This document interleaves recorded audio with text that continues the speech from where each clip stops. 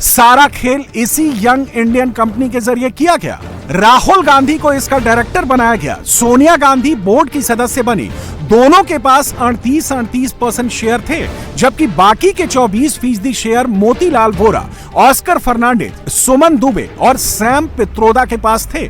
मोतीलाल वोरा और ऑस्कर फर्नांडिस का निधन हो चुका है।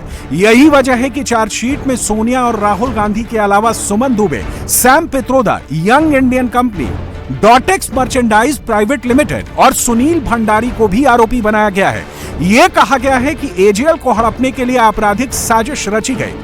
2000 करोड़ की संपत्तियों को अवैध रूप से हड़पने की योजना बनाई गई। एजेएल के 99% शेयर सिर्फ 50 लाख रुपए में यंग इंडियन कंपनी को ट्रांसफर कर दिए गए। लेकिन कांग्रेस कह रही है कि लोन को कम रकम में ट्रांसफर करने की कानूनी रूप से इजाजत है। इसमें कुछ भी इलीगल नहीं है।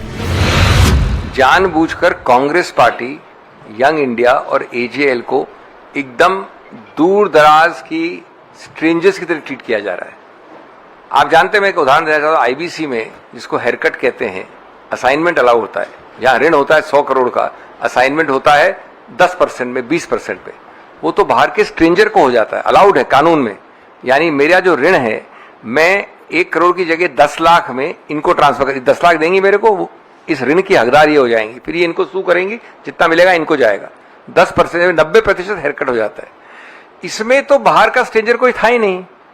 एजेएल इतने दिनों से जुड़ी हुई थी कांग्रेस पार्टी से। अब कांग्रेस पार्टी एक राजनीतिक पार्टी, अगर उसको डेट फ्री करना है एजेएल को, तो उसको कॉर्पोरेटाइज करके उसने ट्रांसफर किया 50 लाख में। ट्रांसफर और assignment of debt is a known phenomenon in law. How is it illegal? Assignment होता है 10%। अभिषेक मनु सिंघवी के मुताबिक लोन कम करना या राइट ऑफ करना गैर कानूनी नहीं है। नेशनल हेराल्ड केस में कोई घोटाला नहीं हुआ है, लेकिन कांग्रेस पर, खासकर गांधी परिवार पर यही आरोप लग रहा है कि उन्होंने 50 लाख रुपए में 2000 करोड़ रुपए की संपत्ति पर कब्जा कर लिया। कई शहरों में प्राइम लोकेशन पर एजेएल की प्रॉपर्टी है। सबसे पहले आपको भोपाल की प्रॉपर्टी दिखाते हैं।